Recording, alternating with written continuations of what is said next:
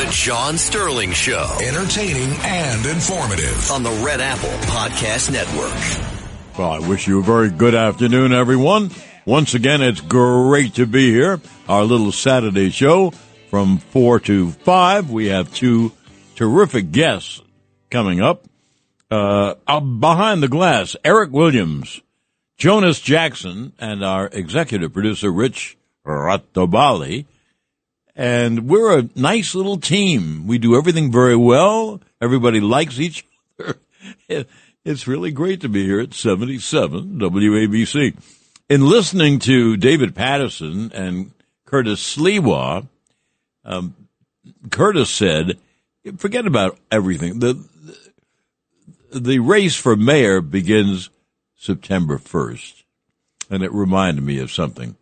Willie Stargell, the great Pops of the Pittsburgh Pirates, used to say, because people get so occupied, and you know they do, you're in New York, they get occupied on the Yanks and the Mets. Anyway, Willie said years ago, he said, the pennant race begins September 1st.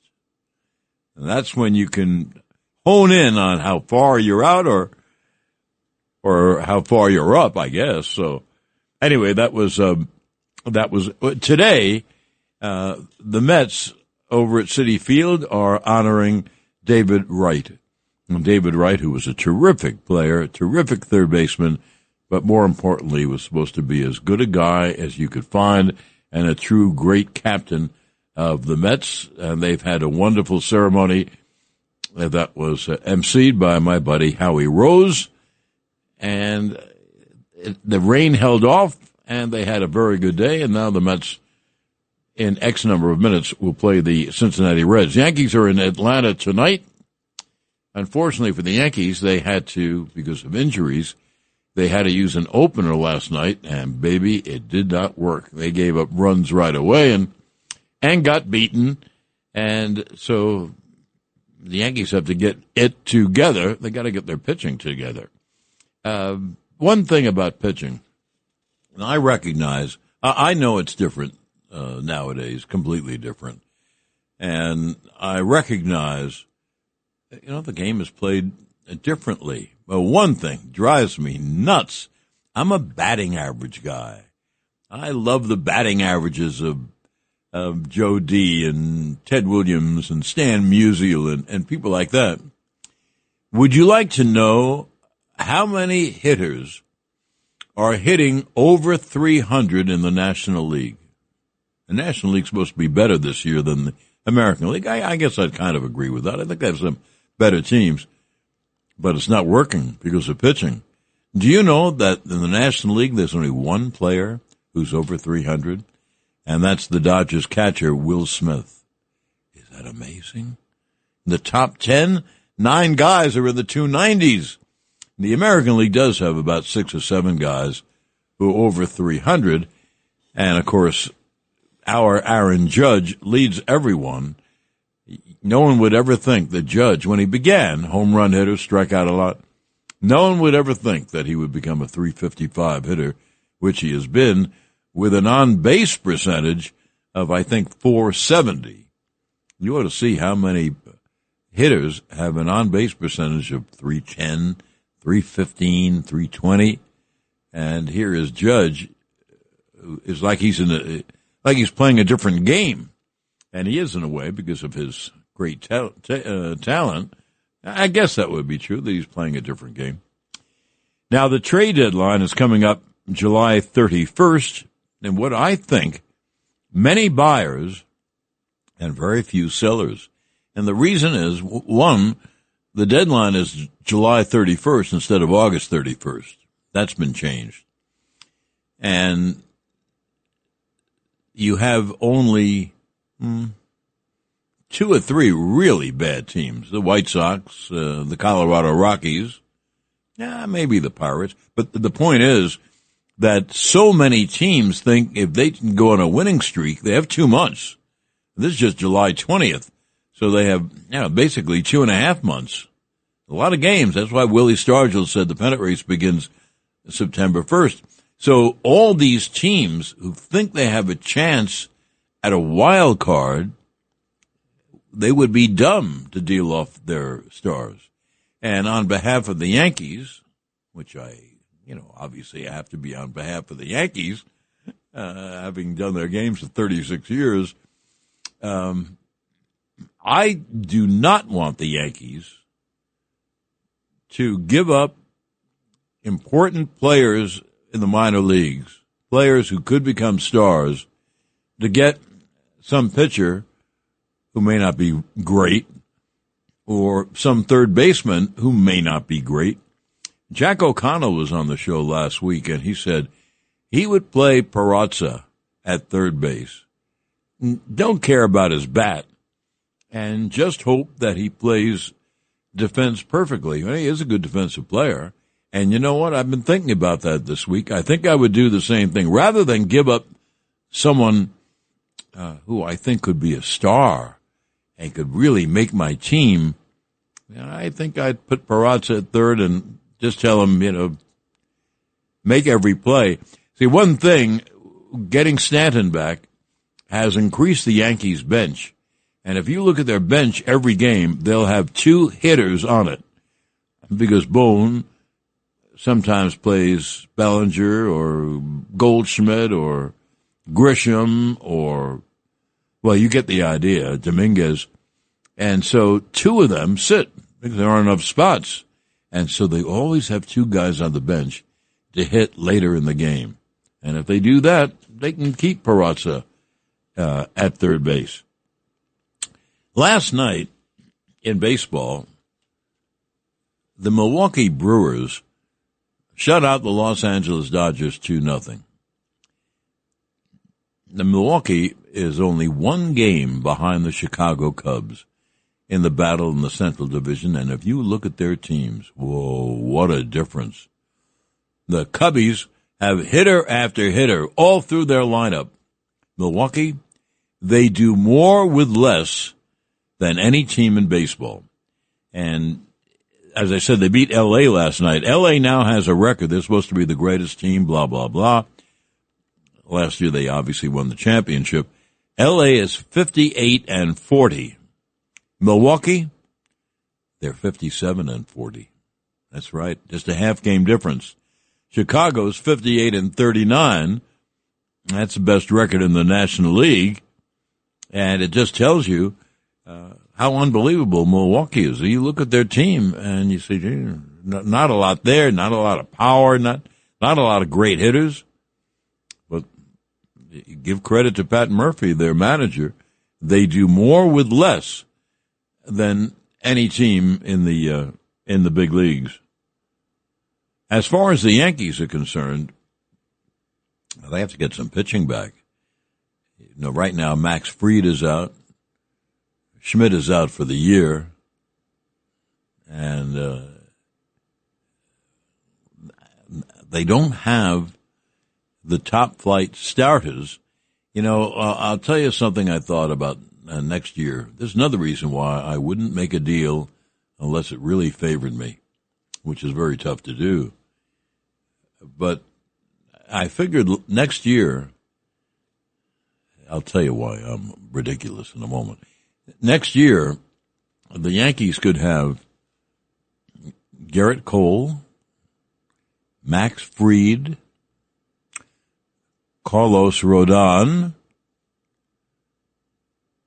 Clark Schmidt, and when he gets healthy, Jose Gil. And you know what? That's 5 tremendous starting pitchers.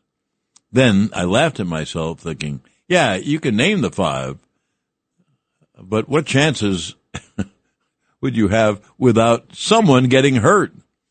So some combination baseball has, and they're doing well. They're drawing unbelievably. I'll mention the All-Star game in a moment. But they're doing well, but they have this problem. They have the pitching, which has never been better. There have never been more better pitchers in the major leagues. And guys who are throwing, every guy comes out of the bullpen throwing 100. In fact, years ago, an Oriole catcher named Matt Wieters said, the idea was, you try to work the pitcher's count and get the count up and get him out of the game and get into the bullpen. He says now every guy comes out of the bullpen throwing 95 with a hook. So the pitching is terrific, and that's why we don't have the hitting. The batting percentages are so low, but throwing hard. All these guys throwing maximum on every pitch, trying to hit 100 on every pitch, has resulted in a tremendous amount of pitching injuries.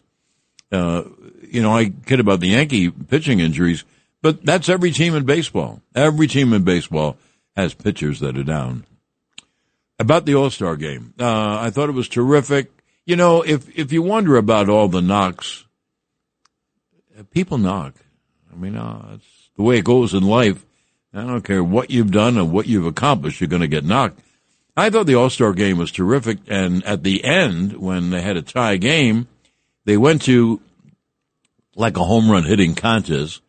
I thought it was great. I know it's been knocked. I know it's not baseball, but it's like in hockey with the shootout after a tie overtime.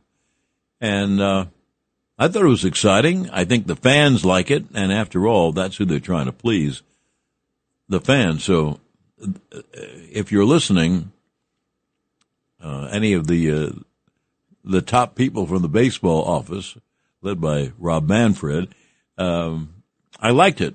So you have my permission to continue and use that home run hitting contest to dissolve a tie, because you don't want what happened a few years ago when they have to call the game because they don't have enough pitchers. Anyway, so those are some of my thoughts. Now we have our first guest coming up in just a moment here on the Sterling Show on this Saturday afternoon from 4 to 5 on 77 WABC. The John Sterling Show on the Red Apple Podcast Network.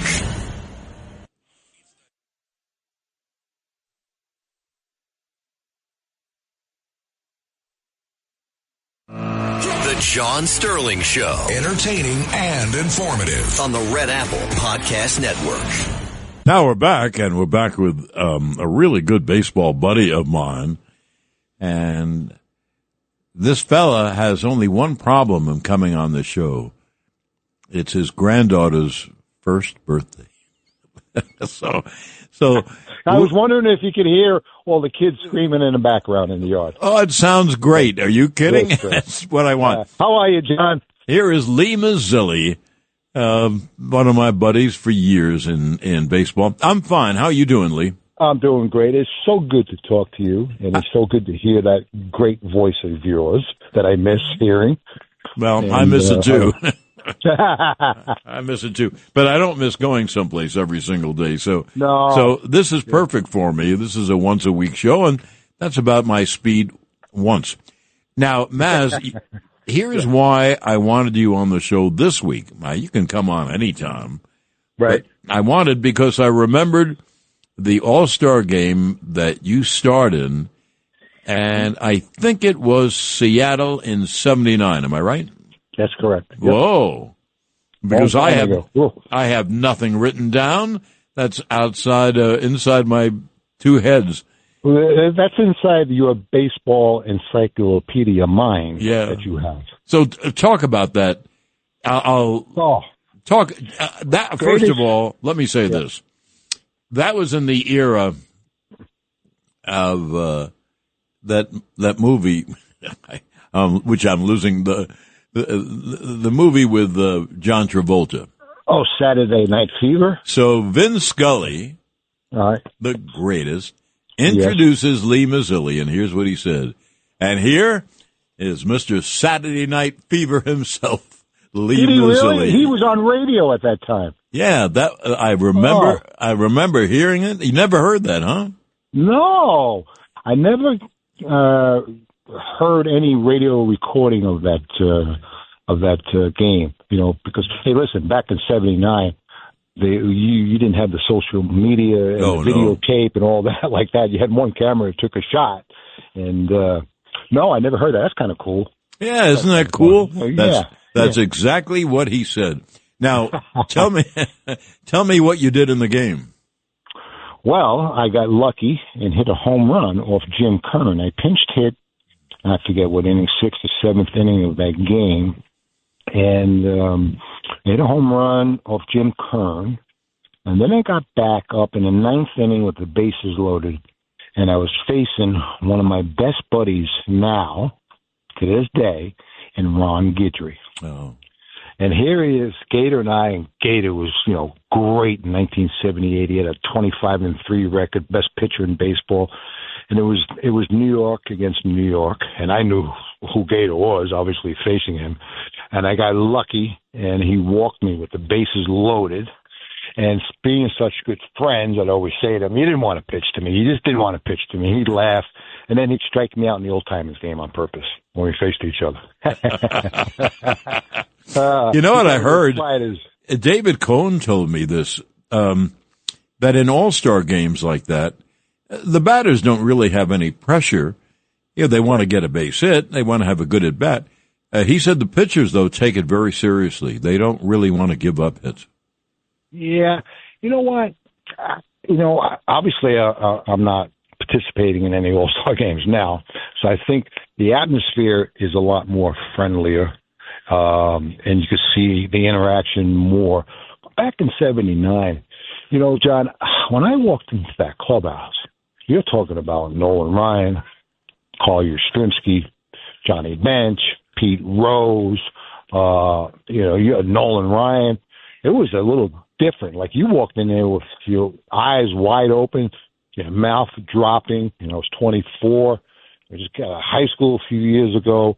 So it was a different feeling for me to walk in there and to see all these guys. I mean, you're playing against the history of baseball. So I don't know. I thought when I went to the plate, I wanted to do something good. I didn't know what it would be, but for me, I think those guys gave their best shot because you wanted to beat the best of the best. Yeah, I must be the greatest. Must be the greatest thrill, as you say, to walk in to the clubhouse and see nothing but the greatest stars in the game. Yeah, it's just looking at those names and you see guys that all Hall of Famers, but Yaz. I mean, come on, man. Look at them. Nolan Ryan. I mean, Steve Carlton, Lou Brock was there. I mean, yeah, it's special. I think every player that goes to an All-Star game just really appreciates that and seeing the great, great players of the history of the game. Well, I have to bring this up because there's such a profound difference in how the game was played then and how it's played now. What are some of your thoughts? Well, it's funny you said it's a different game. For better or worse, it's just different. The evolution of the game, it's changed. I had a conversation with your friend as well as mine, Joe Torre. And we were not too long ago. And I said, Joe, do you remember when we were playing and we were at second base and we would always, you were taught as little leaguers, hey, look where the outfielders are and you want to see if they're playing in or deep, whatever. You check the outfielders. I said, Joe, you know what we used to check at second base? We used to check who was catching. Because we had to know who was the catcher. Because on a base hit, we knew that catcher was looking to hurt us. We had to take that guy out. And Joe, you know what Joe's answer was? No kidding. Because now I'm on second base. I got Johnny Bench. I got Manny Sanguian, Gary Carter. I got these guys that are looking to hurt me. If I come sliding in, hurt me or anyone. When you're coming in to score on a base hit. And now you're not even allowed to block the plate. So from that point of the game, boy, it's changed. I mean, I remember going to spring training. You had sliding pits. They would teach you how to do roll blocks at second base. This is how you roll block. This is how you take someone out. And if you did not do that, you caught hell from your teammates. Yeah, the Yankees once had a guy, his name was Bob Serb. He was an ex-football player from Nebraska, right. Had a very wide body, tough guy. The Yankees used him to pinch run, yeah, take out the second. Take out the second baseman and shortstop. Yep. I remember when I first came up with the Mets in '76, and Seaver and Koosman and Matlock and Joe Torre was my teammate then, and I remember not getting a guy at second base, and I got back into the dugout, and Jerry Koosman, who I love dearly, just one of my favorite teammates, comes over to me and says, "You got to take him out." Not in a bad way, but in a good way of telling you how to play the game. And I agreed with him. But he was a guy that always would protect his players. You know, if someone threw up and in at me or another player on the team, Koosman would come over and say, "Hey, you want me to get him for you?" That was his mindset, you know. I love it. So, yeah. And then, you know, what the scariest part of the whole game is that we only had a little helmet on. We had no flaps or anything, and no armor. You know, you were bare when you went up there. You were bare. It's a different game. And like I said, it's not, I don't know if it's better or worse. It's very generational. I think it's the way you play, the way you were taught. And it's today it's just different. That's all. Yeah. You know, I read a story once where a guy came to the Dodgers and he didn't move a runner. And Pee Wee Reese went over to him, and he just said, "Over here, we move runners." And right. Boy, on so many Yankee broadcasts, I'm begging somebody, hit a ground ball to the right side, get him to third. But in a very subtle way, he said that too, probably. Yes. Oh, I'm sure, because he's a good guy. And he got the point across. Yep. The good old days, John. It's like every part of life, everything changes. You know, it's not only baseball. Well, we're getting older, Maz, and so you're right. Everything changes. In baseball, do you know the catfish hunter in his first year with the Yanks threw 34 complete games? Wow! You could spend the rest of your life you wouldn't see 34 complete games. Oh no, I could believe that. But you know the good thing that we have memories. We have good memories. And that is something no one could take away from us, those good memories of the games. You know, it's just special. What are your thoughts, Maz, since you were with both teams? Yeah. What do you think of their chances this year, the Mets and the Yanks? I don't like the chances if they stay pat. I think they both need to do something. Oh. And, because I think it's going to catch up to you if you don't have pitching and you don't have a bullpen. So I believe both are going to get to the playoffs, and now it depends how far you get. Now, the one thing that you know is that you don't have to be the best team, but you have to play well for 3 weeks in October. That's when you got to play well. And, you know, now, as you notice, managers are using the same 3 guys every day in the playoffs, 3-4 guys. So I think they need to shore up their bullpens, both teams. I think, you know, the Yankees are looking for a third baseman and a starter as well. And the same thing with the Mets. And it really is going to, what they do at the trade deadline for me is going to say, oh, now I see where they're going to be come October. I just think now both teams are short in the pen and they're scratching. Now, look at the Mets. The Mets, was it the Mets yesterday? No, the Yankees, I'm sorry. Come out of the All-Star break and went to bullpen. Yeah, they started an opener, and I might add it did not work. You just had 4 days off. Yes, that was another problem. Well, they have two starters who were mildly injured. I asked this of different players because I love the fact that they know everything about it. So I'll ask you right now, Maz. Your first major league hit. Yes. Well, I know you had one. Where was it and who was it off? Oh, I could tell you exactly where it was. Okay. And I was sitting next to Joe Torre, and he kind of threw me up there to hit.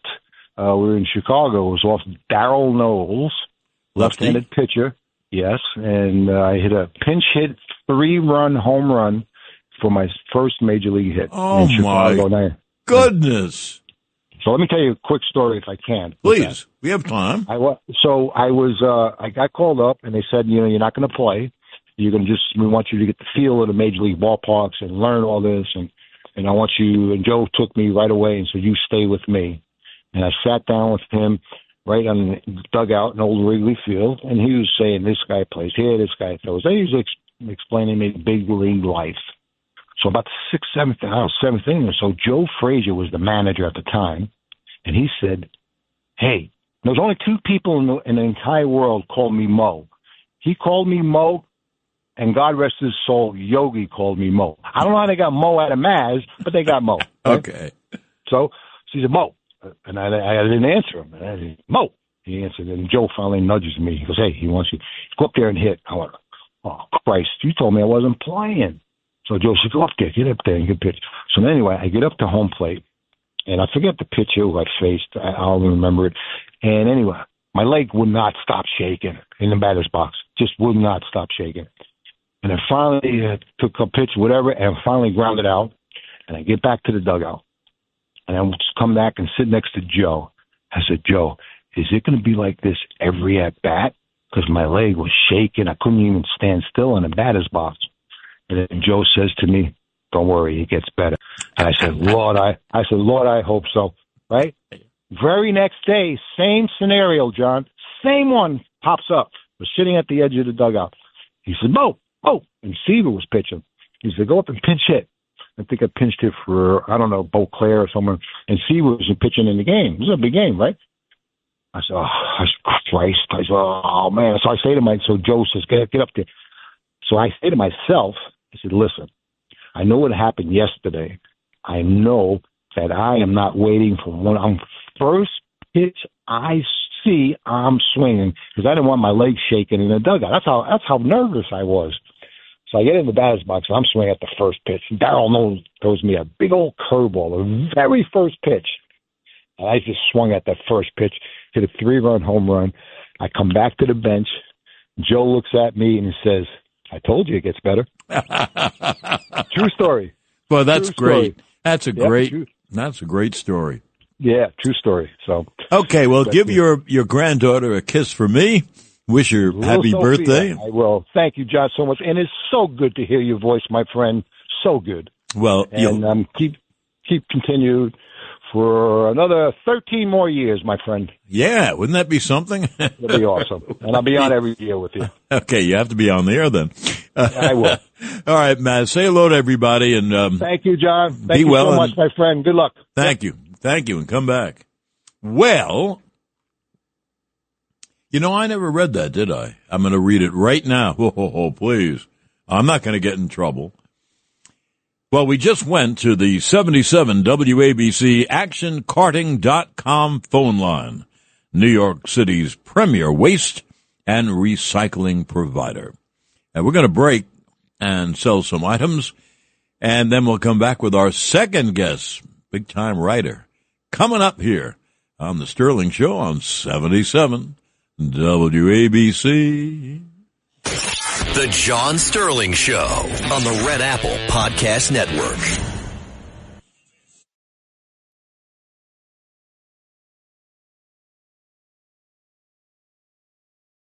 The John Sterling Show. Entertaining and informative. On the Red Apple Podcast Network. And now, let's go to the 77 WABC ActionCarting.com phone line, New York City's premier waste and recycling provider. My second guest, good buddy, who you read if you read on the Internet. I'm sorry the newspapers are gone, but the Internet is going along very well. Here is Bryan Hoch. And Bryan, why don't you tell, since I don't know anything about the Internet, why don't you tell everyone who you write for on the Internet? Hey, John, how are you? Well, of course, I've covered the Yankees since 2007 for MLB.com, so if you've read MLB.com or Yankees.com, chances are you've probably seen my work at some point here as the Internet keeps humming along here, and we'll see what we can do about getting the newspapers back for you, John. But, yeah, you're right. The Internet is still going very well and very strong here in the year 2025. Wonderful. As a matter of fact, I have been told by my people here at WABC that the show is doing very well on the Internet. So I have nothing against the Internet. I'm very happy. So you work for MLB.com. Yes, sir. Oh, that's good. MLB is is having great business. Do you think that? I think it. I think, yeah. I mean, yes, the game I think is very strong at this moment. I think if you look at, I'm here in Atlanta, and we just saw what a fantastic All-Star game they put on with the tribute to Henry Aaron, which was one of the best things I think I've ever seen on a baseball field here. Just merging history and the present day with the stars of this current game here. And, I'm fortunate enough I get to watch Aaron Judge play every single day, and he's certainly up there in the pantheon of Yankee greats. And whoever you want to talk about on that Mount Rushmore of Yankee baseball, I think Aaron Judge, when this is all said and done, we're going to look up and he's going to be not only in Monument Park, but in Cooperstown. So it is a treat to get to watch him at this stage of his career. Of course, there's so many other great stars in this game, the Shohei Ohtanis of the world, but Judge is the one that I get to see every single day, and it really is a treat when you see something that is going on in real time. And John, I mean, you can attest to this. We watched every at bat of Derek Jeter's career together. You knew it was something special, even in real time, and I get that sense with Judge here as I'm watching him play out his career. Well, one thing, he is so much a better hitter than when he started. And imagine Judge, first of all, I gave this stat, Brian, which I don't like. Do you know there's only one National League hitter hitting over 300? Wow. Boy, have things changed. Anyway, here is Judge, who when he came up, you thought tremendous power. He'll strike out a lot. And here's a guy who's now hitting 355 and his on base is something like 470. And we know what a terrific outfielder he is. So, I mentioned this on another show. The Yankees are very lucky to get Judge. He's the real thing. He's a captain, and he cares about his team, cares about his teammates, and sloughs off praise. He doesn't want to hang around praise. He's really unusual. 100%. I'm glad you brought up batting average because, I was talking to some players around the league this year about what Judge has done over the last few years, because you're right. He came up that first year in 2016 and he batted 179. And I remember talking to him about that. And he was so embarrassed by that. He put it in his iPhone. He put it at the very top of it in the Notes app. And if you could look in his phone, you would still see 179 there to this day. It's a reminder that he never wants to go back to that. And so he revamped his swing over the offseason, going into that 17 year where he wound up winning Rookie of the Year. Probably should have won MVP over Jose Altuve, but he didn't. And then he's just gone on to greatness, and he's continued to get better every single year. And, talking to guys around the league, they said the power was always going to be there. You knew he was going to drive in runs. But what surprised them was how consistently he was putting the ball in play. The fact he was chasing 400 for a while, he's probably not going to do that. But if he's still around 355 and we're after the All-Star break, I mean, that is phenomenal. In this day and age, as you mentioned, you don't see 300 hitters in the National League right now. So the fact that the Yankees have that in the heart of their lineup, I mean, he belongs there, and he's producing. I know that he's driven by what happened in the World Series last year. That was something. Look, he dropped the fly ball. Game 5 collapsed there around him. He's going to have to wear that. He understands what it means, and now he views this year as a chance at redemption, at getting back to that stage and getting the job done in the World Series for this Yankee team. I had our friend Jack O'Connell on last week, and he made a point, and instead of going out on the market and maybe giving up a player you don't want to give up, he would just play Peraza at third and just have him play his great defense. He can't hit at all, of course. How do you think about that?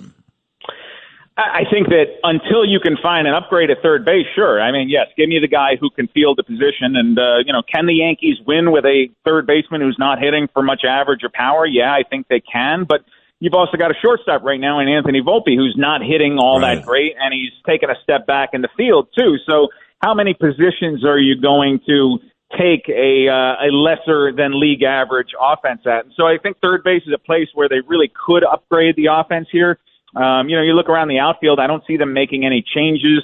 And with that, they've probably got one too many first basemen. It's already tough to find ways to work Ben Rice into the lineup. Paul Goldschmidt crushes left-handed pitching, but he's struggling against righties. You saw him on the bench yesterday against Spencer Strider, a really tough right-handed pitcher. So, I mean, Brian Cashman's got some shopping to do here. I think that I would like to see them get a starting pitcher, at least 2 bullpen arms, and a third baseman. That's a lot to do here with 2 weeks left on the clock before the trade deadline on July 31st. Oh, that sure is. And they'd be better off if it was August 31st.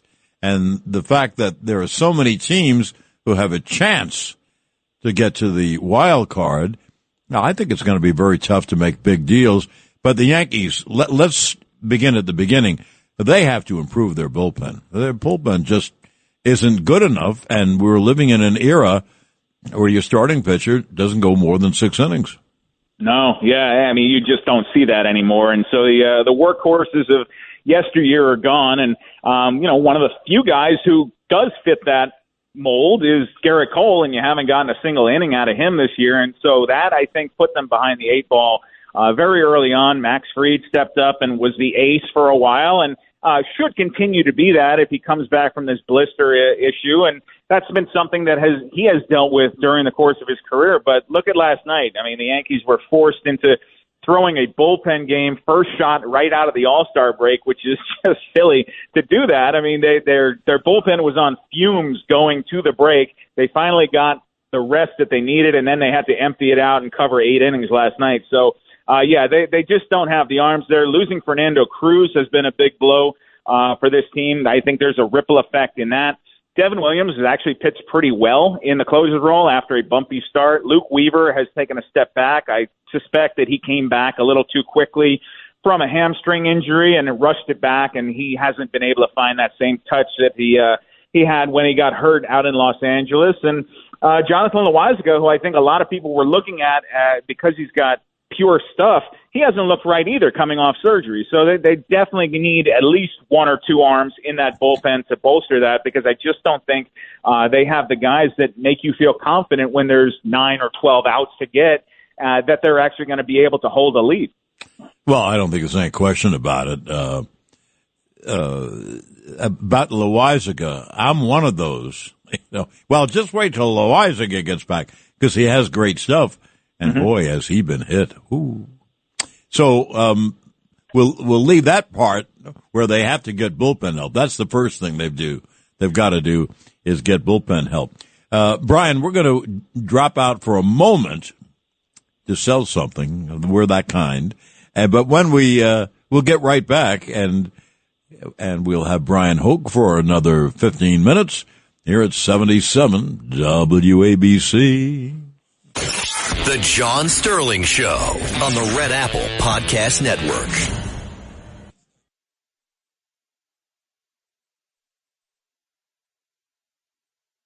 The John Sterling Show. Entertaining and informative. On the Red Apple Podcast Network.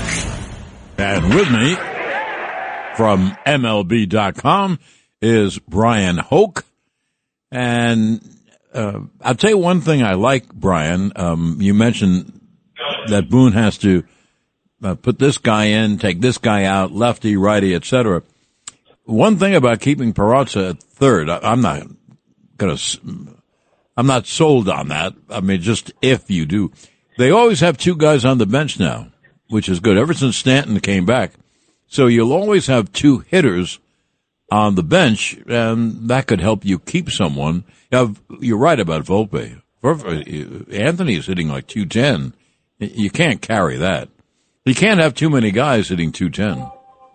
Exactly. And, this was a huge year for Volpe. It really was. And I looked at it, and you look at the course of his career. He's going into year 3 as the starting shortstop of the Yankees. And I don't want to downplay his struggles too much, but I did see a lot of good last season. I know that he was kind of a lightning rod, and people talked about his defense and the inconsistency of the offense. And what I wanted to see from him this year was to get on base more, because you can live with his batting average. I think he's probably a guy who's going to hit you about 240, 250, 20 or so home runs. And if you're getting that out of your starting shortstop, that's fine. But I think that with his skill set, you the old saying, John, you've said it 100 times, you can't steal first base. And so with his speed, you need him on the bases, being a pest, kind of getting into the defense's head, rattling the pitcher. And you can't do that if you're not working walks and getting on base. And so that's really what I wanted to see out of Volpe this year. And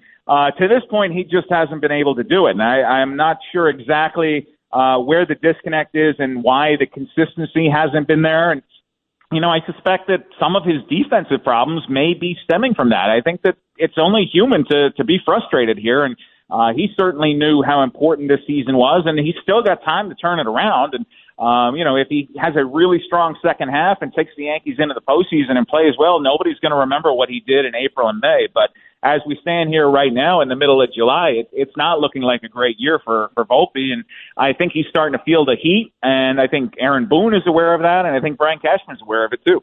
And they don't really have anyone to play shortstop or to hit, or else they'd be playing.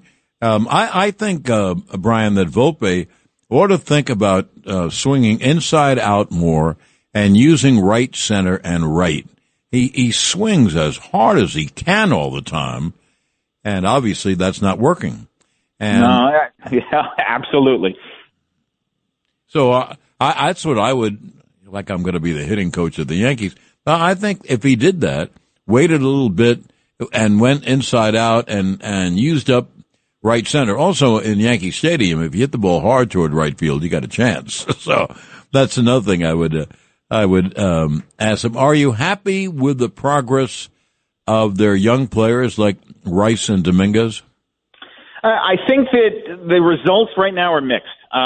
Dominguez, I think, has had a pretty solid year. I don't hold my breath when the balls hit the left field anymore, which it did not look great in March when they were down there in spring training. And you kind of looked at it and said, is this going to work? And he's kind of made me forget about it. I don't think he's going to win a Gold Glove. I don't think anybody needs him to do that. I think just catch the ball, make the play that you're supposed to make, and he's done that. And I think that I'd like to see the Yankees give him a little more consistency in the leadoff spot. I think he's one of the fastest players on this roster, and he really hasn't had a chance to show it. But there was a game recently, right before the break, where he got a score from first base, and he was moving. I mean, this guy was booking, and so he's got the athletic talent. He's built like a fire hydrant. He can move, and so I really want to see him on more of a regular basis. And look, we've been hearing about the Martian, this and that now for, about 10 years. It feels like he's here now. He should get an extended chance to play every single day. I know that's easier said than done when, as you alluded to, you've got Giancarlo Stanton back. You have to find playing time for all these players. But I think Dominguez is a real key for it. I think Rice has had some of the worst luck that I've seen in my years covering baseball, because this guy has scorched the ball so many times, and it just seems like it's right at guys, and so it's not reflected in his batting average. But if you look at the advanced metrics that we have on the internet, and you can look at Baseball Savant and look this stuff up, I mean, it's bright red all over his page, and that means he's hitting the ball really hard when he makes contact, and he's just not getting rewarded for it. And you have to think that at some point that's going to balance out, and he'll start finding some green out there. I'm reminded of what Joe Girardi used to say to his guys, and when they would line out 2 or 3 times a night, he would say, "Hey, look at that outfield. There's a lot of green out there. Hit it to the green." And so that's what Ben Rice needs to get back to doing. Boy, I heard Girardi say that a lot. I agree with you. Can he hit right-handed, or will he be a better right-hand hitter if he plays more? I think Dominguez, absolutely. I think, and the thing is, when you're coming up through the minor leagues, how many terrific left-handed pitchers do you think Jason Dominguez really faced in his time in the minors? Probably not many, and certainly not major league caliber left-handed pitching. And so I think the more he gets to face guys with that skill set, I think he'll get better. You do see glimpses of it here and there. He's had a couple games this year where you've seen the ability there. It's not like he can't hit left-handers. I think it's just he hasn't had that much opportunity. And so at some point I'd like to see the Yankees take the training wheels off, and let's find out what they really do have here with Jason Dominguez, because if he is going to be one of your franchise players for the next 5 to 10 years, let's see that. Let's see it every single day. You know what I like about Dominguez? The numbers are okay. Nowadays, because the batting averages are so low, of course the pitches are so good, if you hit in your 260s, that's like someone hitting in the 280s or 290s in our day, in my day. So, but I like the fact that Dominguez knocks in a lot of runs. So that tells me that when he hits, he's hitting with men on base, which, boy, is that ever the key for both the Yankees and the Mets. They don't hit a lot with men on base. Tell me about Rice. You know he has a great lefty swing. He's proven he can play a little first and he can actually catch. Is he going to be a player? I think he is. I think he's a player for this team, and as you mentioned, it's just a question of where do you put him. It seems like the Yankees are reluctant to put him behind the plate. It seems like they're doing that more as a third string at this point, but he can do it. And there's a reason that they had him do it all throughout spring training. He's out in the bullpens, he's warming up guys, he's doing all that out there, getting his work in there.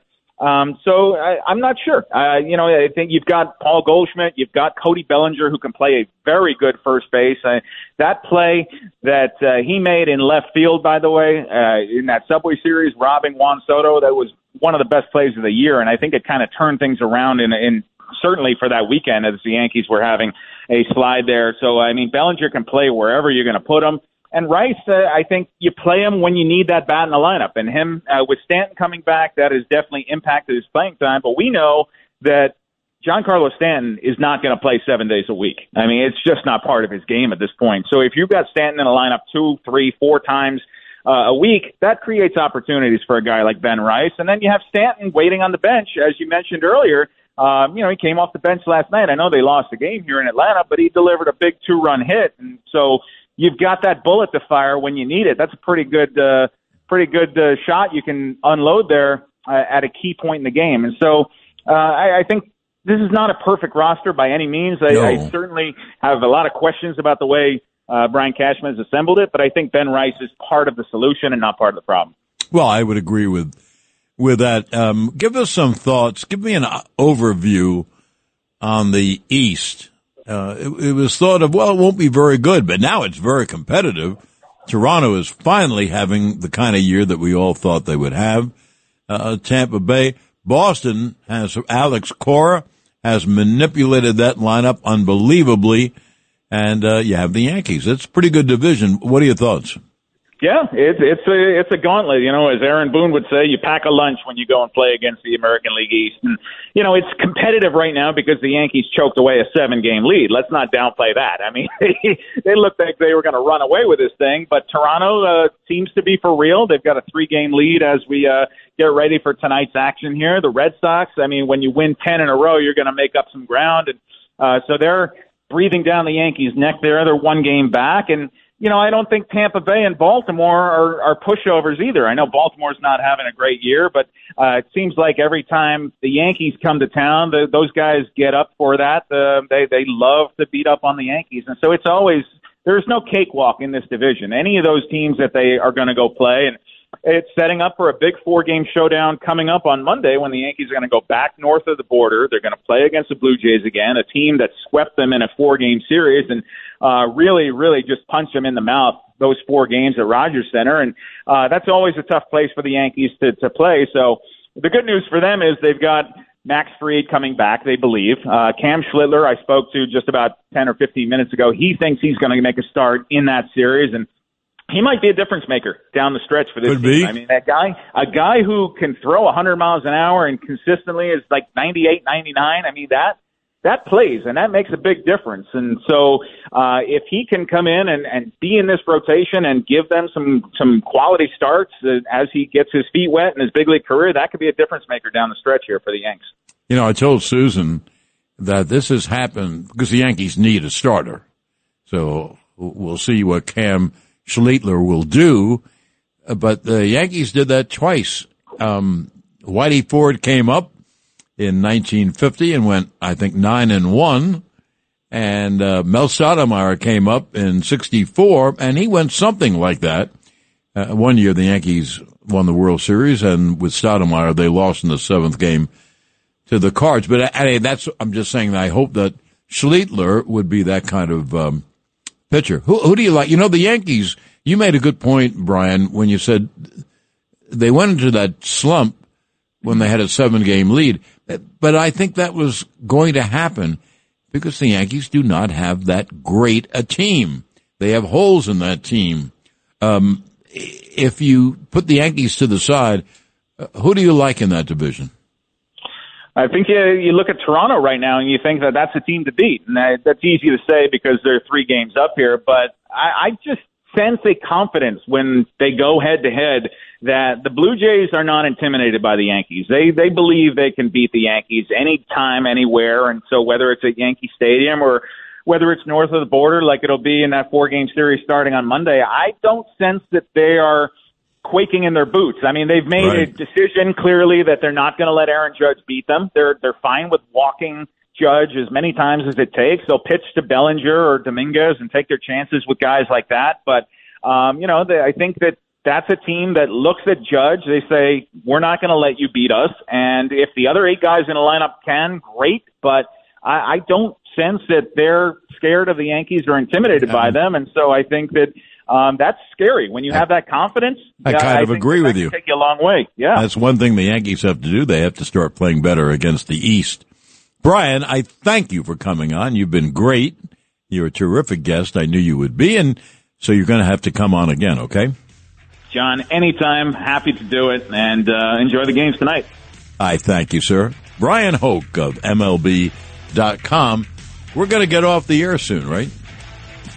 So I'm glad you told me that. Jonas Jackson, the guy who told me, Eric Williams, Rich Rattabali, and Vinny Meduno is coming up next. And what Vinny is going to do is play you some great music. So I'm going to keep talking to myself as the seconds wind down. And where are they winding down? At 77 WABC.